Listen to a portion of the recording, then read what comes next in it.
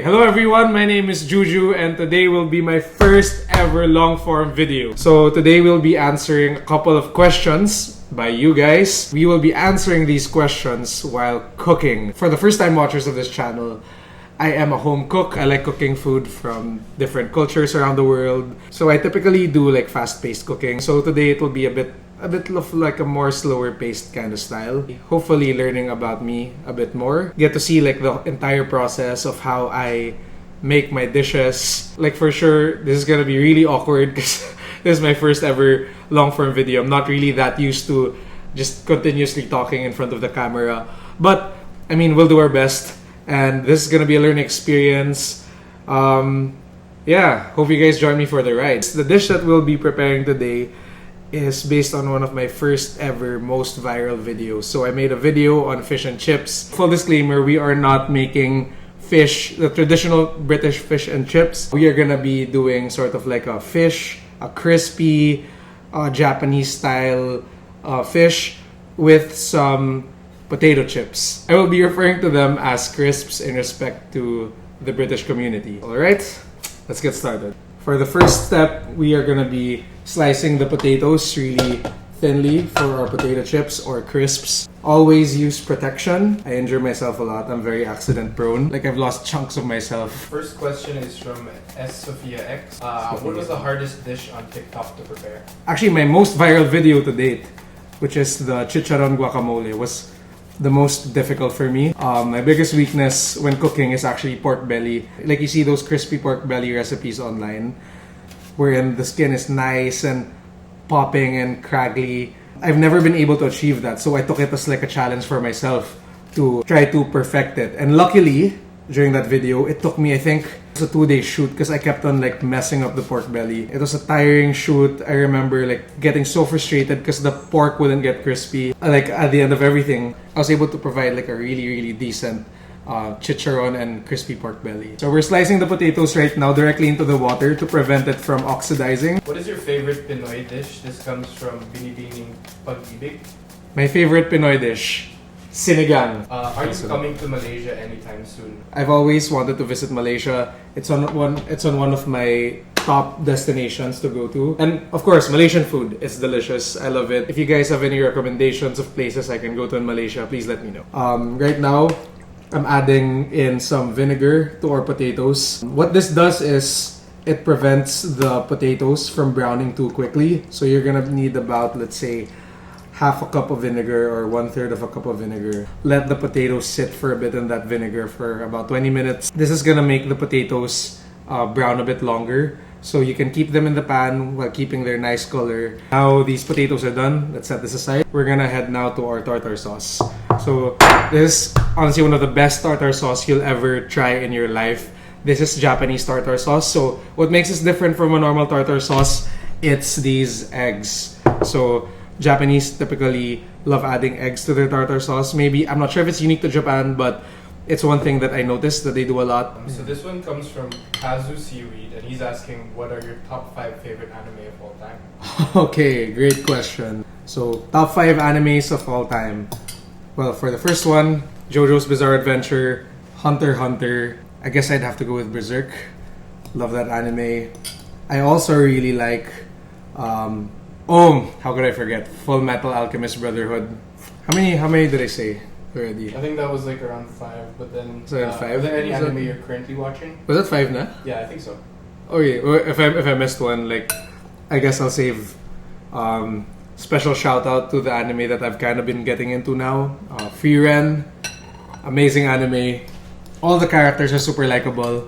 So if you haven't watched it yet, make sure to check it out. Set that one aside and prep our vegetables. So, just keep the questions coming. This one's a very popular question, but this one comes from Ruth Montil. Yes. Do you have a girlfriend? Ooh, right away. So, I don't have a girlfriend, but let's just say I have someone special in my life right now that's, I guess, a tier above a girlfriend. I don't know, you guys can kind of connect the dots. But I don't want to spoil it for you guys that much because Hopefully one of these days I'll be doing a big reveal soon. So let's just say that this year is gonna be a very special year for me. So this one comes from Giancarlo III. And how do you cut onions without crying? You know, a lot of people claim that there's a best way not to cry. Like some people say that you should wear goggles. For some reason, even if I wear goggles, maybe I'm just like my eyes are just really weak or something. But I always end up crying, even with like full protective gear. I guess it's the fumes. The best way that I kinda discovered recently though was if, let's say, this is your workstation, have like a fan kinda set up on the side so the fumes of the onion get blown away. But you know, when you're cooking in front of the camera, it's difficult to get that, especially when you're doing ASMR content. So anyways, right now we have some spring onions. This is gonna go into our tartar sauce. Next, we'll follow it with some pickles. So you can't have your tartar sauce without pickles. So these are just regular baby dill pickles that we're gonna roughly chop. What's your drink of choice? My drink of choice, like alcoholic or just like a drink in general. If you're under 18 or 21, wherever you guys are located, I do not promote drinking, but my favorite drink of all time was this drink I tasted in a bar called Mugen here in the Philippines, and they had this drink called the Midori Sour. I think it's a common drink, or I think it's a known cocktail, but I really love the flavor. So yeah, Midori Sour, best drink for me. I think the Midori Sour is like a melon flavored drink. I don't know what's in it, but because I really love the melon soda in Japan. So if you haven't tried like a melon cream soda, it tastes like that, but a little bit boozy. Add as much pickles as your heart desires. This one comes from Cringy Sam. Do you get fat from all the food you eat on TikTok? Ever since I started the cooking channel, I think I went from like 68 kilograms to now 74. So now I've got a bit of a belly, but you know, it's I'm really proud of this one. You know, it's the result of a lot of good food. I've been enjoying food a bit too much, so maybe it's time for me to, you know, cut back a little. So this question comes from Ambassador. How much rice do you consume? I consume a lot of rice, about, I would say like 2 cups a day, 2 to 3 cups a day. Yeah, that would be a safe number, probably more. I love rice. Kind of just want to give them like a very rough chop. For me, I kind of like my onion pieces a bit small, so the taste is more evenly dispersed. What's the origin of your catchphrase, "Ooh baby"? To the people who watch my channel, you know that I say "oh baby" after I eat something good. Oh baby. And there's actually a really interesting backstory about it. Me and my very special someone, whenever we'd go out for like a date, whenever the food's good, like as a joke, I'd be like, "oh baby, that's so good." So after taking a good bite of like delicious food, I'd be like, "oh baby."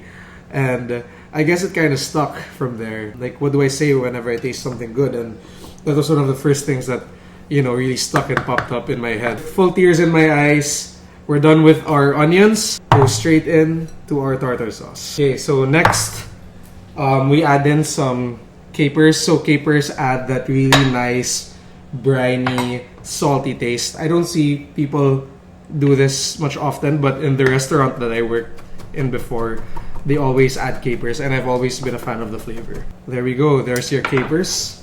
Add this into the bowl. Now we can move forward to like the liquidy parts of the sauce. Another question. So this question comes from Isabella ML20. Did you study culinary? One thing that I get a lot in my videos is like people call me chef, but I am, even though I've worked before in a restaurant, but I never had formal culinary training, and that's why I don't like to use the word chef, because I feel like there are people who are much more deserving of that title and who have worked their asses off just to get to where they are. So I don't have any formal culinary training. After college, I was able to land myself a job in the kitchen. So that's where I got most of like my cooking knowledge from, watching YouTube, watching lots of TikTok videos. You'll be amazed like the power of like the internet now. Like you'd see these amazing home cooks pop out everywhere, and most of them like got most of their knowledge online. So I guess I'm one of them. But cooking has always kind of been like a part of my, my life. Add your Japanese mayonnaise into the bowl. Ooh, nice mayonnaise fart there. This next question comes from supercalifragilisticdocious. Nice. Alright. Can you release a cookbook? I've always wanted to release a cookbook, but it's a lot of work, and hopefully I'll get to start on it someday. But as of the moment, shameless plug, we're starting our website. All of the recipes will be there. It's gonna kind of be like a online cookbook, so I'm super stoked about that one. So stay tuned, guys, for when my website comes out. So right now, our tartar sauce is coming together. So as you can see, it's very nice and chunky. What we're gonna do now to even boost the flavor more is we're gonna add a bit of worcestershire sauce. We're gonna be adding in some, this is my own twist on it. So instead of adding lemon juice, we're gonna be adding yuzu juice. I picked this up from one of my trips in Japan. Super flavorful. It's kind of like a cross between a lemon and the mandarin orange. I know it's quite difficult to find in countries out of Japan. If you have the chance to get it, please do, but you could always use like a regular lemon or lime. It's looking great. I forgot the mustard. So creaminess from the mayonnaise, you have the bite from the vegetables, then you have the sharpness from the mustard.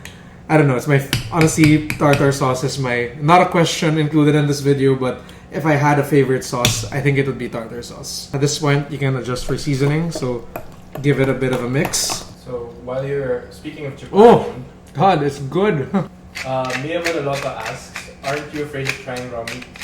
Raw meat. Yeah, you shouldn't have any problems with that. Get from reputable fish suppliers or butchers, and you should be good, honestly. Now our tartar sauce is done. I've been talking over this tartar sauce for quite some time. Now let's work on our chips. Crisps. Can't be caught saying that. Alright, crisps. Crisps. Now we've got some oil heating up. What you want to do is just really pat dry our potatoes because we don't want oil splattering everywhere. So just line like a baking tray with some tissue paper, kitchen towel. We want to remove as much moisture as we can. You can always use like clean cloth. This is just what we have right now. Most of our cloths at home are kind of dirty. So anyways, you just want to get as much moisture out as possible. So Ludiel, so what kind of cameras do you use when shooting content? So I'm sure a lot of you are curious as to what gear I use.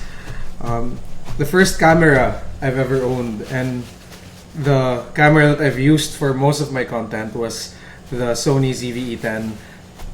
It's a vlogging camera and it has gotten me so far. Like, I love that camera with my whole heart. Alright, come here. Let me introduce you guys to my to my good friend who's helping me out with the shoot today. This is Iggy, everyone. So right now, he's taking some of the shots with my first ever camera. So this is Sony ZV-E10. If you're planning to start out, I highly recommend you guys check this camera out. It's very user friendly and very easy to use, and it has really amazing quality. So there we go. Alright, thanks Iggy. I recently upgraded my setup to accommodate long form content. So right now I'm shooting with two cameras. So I have the Sony FX3 on top here as my top view camera, and for my main cam I'm using the Sony ZV-E1. Now that our potatoes have dried, this goes straight into the oil. I like to drop them in small batches so it doesn't overflow and ruin everything. So there we go. Is it gonna do okay? We're good so far. Alright, shoot me another question while I am putting these potato chips in. Miso soup. And miso soup. They are asking, what's your favorite brand of knife? Favorite brand of knife? This was the first knife I've ever personally invested in, Nationale Blade Works. They have amazing Japanese style knives. These are locally made here in the Philippines. Really good quality. These have lasted me for more than, I would say, more than 2 years now. They hold their edge really well. I strongly recommend this brand. They also ship abroad, so worldwide. If you can get a good glimpse at this. Yeah, so yeah, these are my babies. National Blade Works, huge shout out to the owner, very kind owners as well. I strongly recommend for you guys to check these knives out. Amazing, amazing stuff. So this next question, while you're frying the crisps, is from Verge on the Go, and he's asking, what's your go-to scent / perfume? Go-to scent.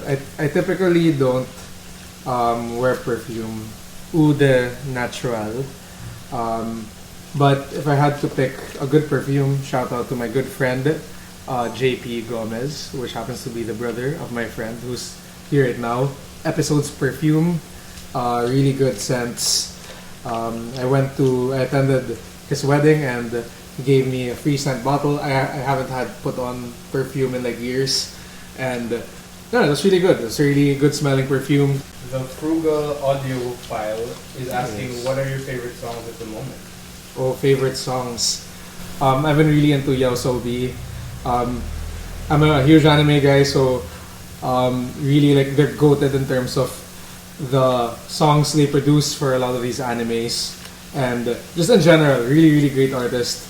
I don't know how to say their songs because it's mostly in Japanese characters, but I really like the song that they did for the anime Free Run. Really great stuff. Other songs that I like as of the moment, always on my playlist. I love Bon Iver, you know, classic Roslyn, Forever, Forever Ago. One of my favorite artists of all time. Oh no, how could I forget? Wait, Levy. I don't know, like mostly just like I just kind of listen to like top, like pardon my basic taste in music, but I kind of just listen to like a lot of top 40s right now, and I'm not ashamed about it. Our potato chips are getting nice and brown. You'll know when it's almost done when the oil stops bubbling a bit. That means the moisture, because what makes the oil bubble most of the time is the moisture content of whatever you're frying. And as of the moment, you can see that there are a few bubbles now, so that means our potato chips are nice and dry. So we're gonna fish this out and season it while it's hot. There we go. Transfer your potato chips onto a wire tray. This prevents your potato chips from getting soggy because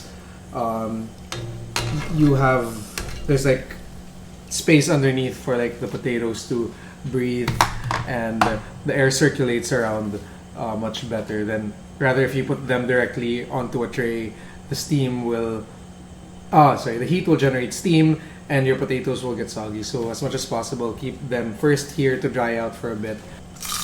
Oh! Now that our crisps are done frying, we transfer them into a bowl. So you can hear how crispy that is. You can just tell by the sound. Now you want to go in with a bit of salt.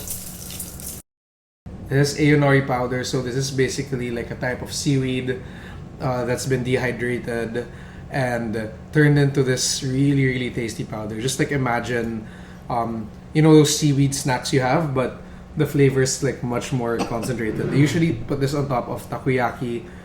There's like takoyaki or okonomiyaki, but for this dish I'll be putting them on top of my potato chips. So just like generously sprinkle them on top. Once everything's there, you just give it a good toss. So this question comes from BBC Christopher. Recommendations for where to get the harder to source ingredients. So me personally, I'm kind of an addict when it comes to sourcing ingredients. I don't know, there's sort of like a thrill of sourcing ingredients that can't normally be found here where I live. For my Japanese ingredients, or a lot of them are from my travels in Japan. I try to bring them here in the Philippines. For the places that you can source here, I would highly recommend looking at specialty grocery stores. So in Makati, they have New Hatchin and Yamazaki. So this is for our foreign audiences. This is like your local Japanese grocery. So that's where I find most of my. Usually they're kind of complete. So that's usually where I find my Japanese ingredients from. So for like let's say Indian cuisine, I go to Asad Mini Mart, which is located. They have many branches here in the Philippines because there's quite a bit of an Indian population here as well. So I guess my best advice for you would be try to look for the local grocery store of that specific cuisine that you wanna prepare. All right, we're done with that. Now we're done with the potato chips. Let's move on now to frying the fish. All right, now let's get to frying the fish. So this is gonna be sort of like a tempura-inspired fish and chips batter. It's also inspired by one of the greatest chefs of all time, Heston Blumenthal, and the way he does his fish and chips, because he tries to incorporate certain culinary techniques that will make the fish like really crispy, really light and airy. So typically what he does is he uses a siphon, which is the same thing that you use for like whipping cream to aerate the batter. But through experience of making like fish and chips, I've learned that it helps, but if you're making it at home and you don't have the siphon, you can easily get away by just using beer and vodka. I think that's enough to aerate the batters. One of the most helpful tips that I got through experience is by using tempura flour. So tempura flour is typically like lower in gluten. It's very similar to cake flour, so it makes for like a lighter, crispier batter. And then we also have some plain flour as well to go along with it. So into a glass bowl, we're gonna add some tempura flour, 2 cups or a cup and a half of tempura flour. Honestly, you kind of just want the ratio to be more tempura flour and just a bit of regular flour. Let's add that in there. So I'm adding just a touch of plain flour. So this will be sort of like a 2-step batter process. So we have just regular plain flour and we have our wet batter. Next to our flour and tempura flour, we're gonna crack in an egg. So just 1 egg. You don't want to overdo the egg because when adding the egg, it has a tendency to make the batter quite soggy. You just want it there for a bit of like extra richness and to really hold the thing together. So here we have some beautiful vodka that we're gonna add to our wet batter. So the point why we're adding vodka is it prevents the gluten from totally developing. So this will make our batter again more light. Like you don't want a very kind of hard crunch. You want a very light and supple crunch. Isn't even a word to describe it? I don't know. But anyway, we're gonna add in about I'd say half a cup of vodka. So to go with our theme of sort of like a Japanese fish and chips, we are gonna be adding some Sapporo beer. This goes straight in. I think this would take about 3/4 of a can. You want the beer to be cold because cold batter equals like a crispier crust. So you kind of just want to fold this in, the mixture. Don't be afraid of lumps because lumps are actually going to help the batter. So there we go. Nicely incorporated. So what you're aiming for is sort of like a slightly loose batter. You don't want it to be that thick. So the little tempura bits, like little craggly bits, will form around the edges. To make my batter more flavorful is I like adding dashi powder. So dashi powder is basically like a powdered version of dashi stock or powdered version of like bonito flakes. So I think for this one, this is hondashi, so it's taken from like anchovies. So fish flavor, but like smoky fish kind of flavor. Very umami, very delicious.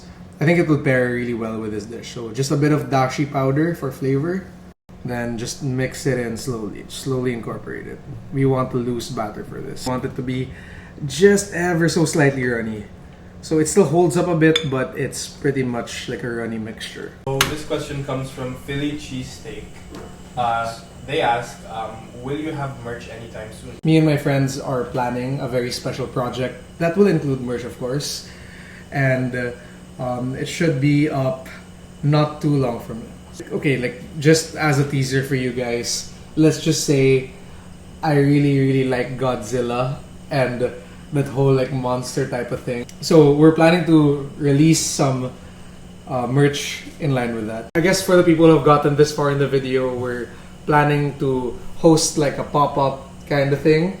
So there will be like we've been working on some merch that will feature along with that. So super exciting stuff. Just stay tuned to my channel for like future announcements regarding like the merch and everything. Right now we've got oil heated to about 165. We've got some very beautiful halibut fish fillet. In goes into the plain flour. Then dust off any excess. Before you start frying, one of the techniques that I do whenever I fry my fish and chips is to drop some tempura batter in. So just drop your fish and chips batter in to create like tiny little craggly bits that will go on our fish. So add that first into your pan, into your wok, your wok with hot oil. Your fish, get your beautiful fish, add that straight into the wet batter, and in she goes. There we go. Very nice. Okay, so I think we can actually do 2 pieces of fish here. So again, dredge it in some flour, then straight into our wet batter. There we go. That's looking really, really good. Okay. So another technique is while the fish is cooking, you wanna stream in some wet batter on top, like almost immediately, so it sticks to the fish. So this is gonna go for about, I'd say, 15 to 20 minutes to really make sure that the crust stays nice and crispy. You can even double fry this if you want. Alright, while the fish is frying, I think I can entertain another question. So this one comes from Arida2. They ask, what's your favorite video that you've made so far? If I had to pick one of my most favorite dishes, it would be my duck donburi. So it's like this medium rare duck served on top of rice, paired with like a nice tartar sauce on top.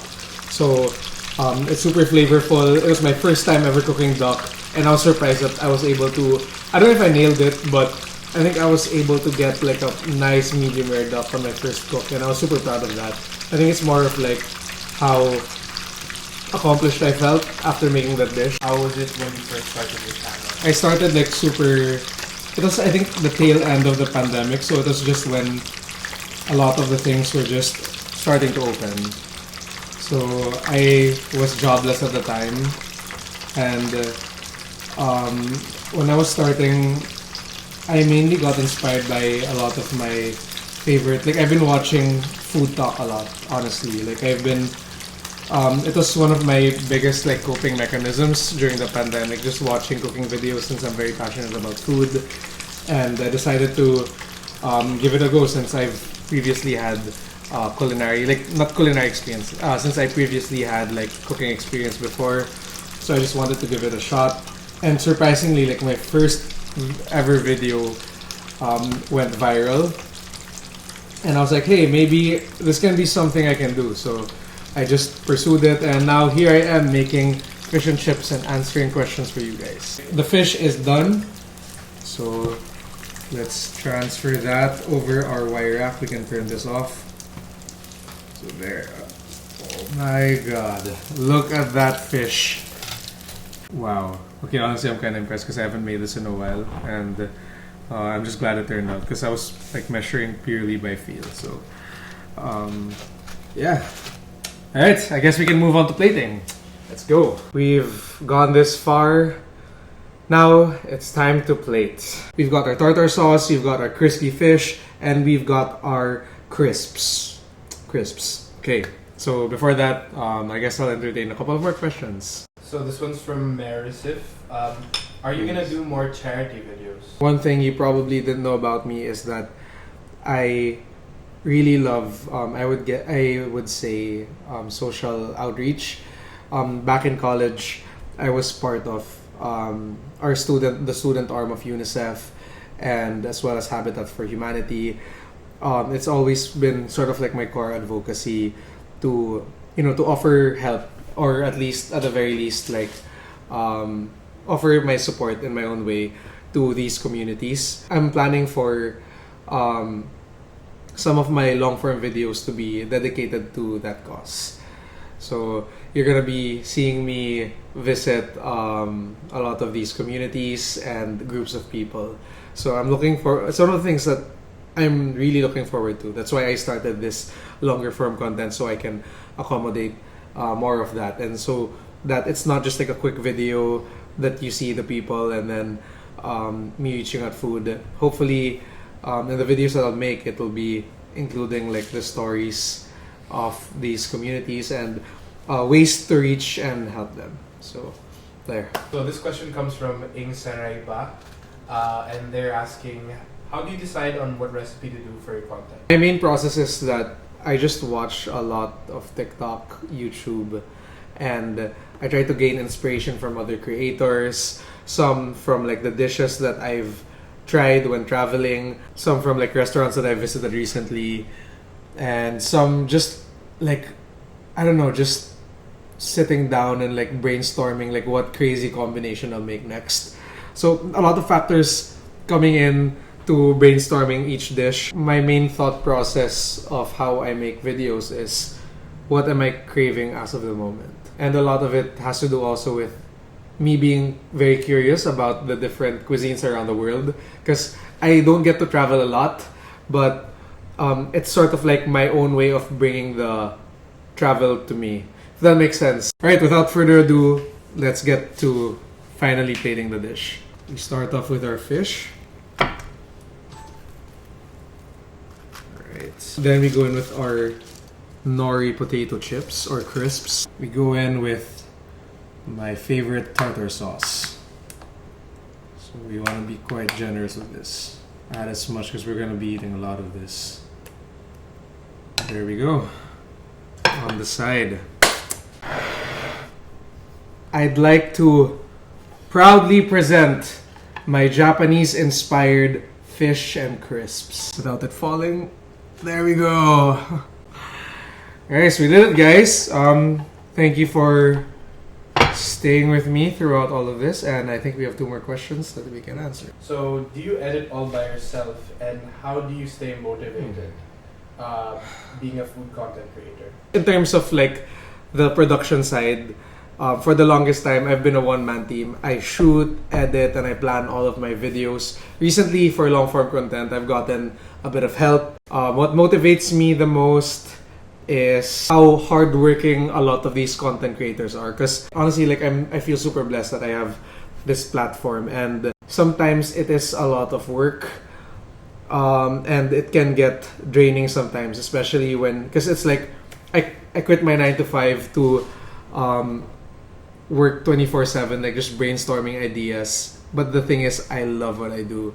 And just seeing like the whole community of like food content creators and how hardworking they are pushes and inspires me to do more. Aside from the content creators, it's really, you know, you guys that inspire me to continuously put out content and try to explore different avenues to inspire you guys to cook at home. I know a lot of you have been expecting like long form from me for the longest time, and hopefully it's not too late to get around it. Hopefully you guys can get to grow with me as I continuously put out content like this. Alright, we've got the ASMR mics here. Let's eat that nice tartar sauce on top. First bite. Oh my god, it's so light and crispy. The tartar sauce is just the perfect amount of like sour, creamy.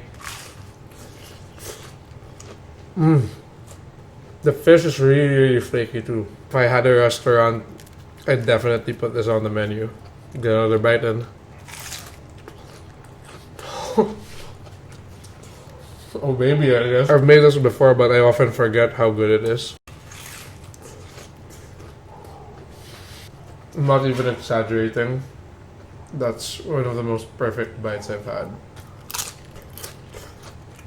Oh god. I have to add a bit more.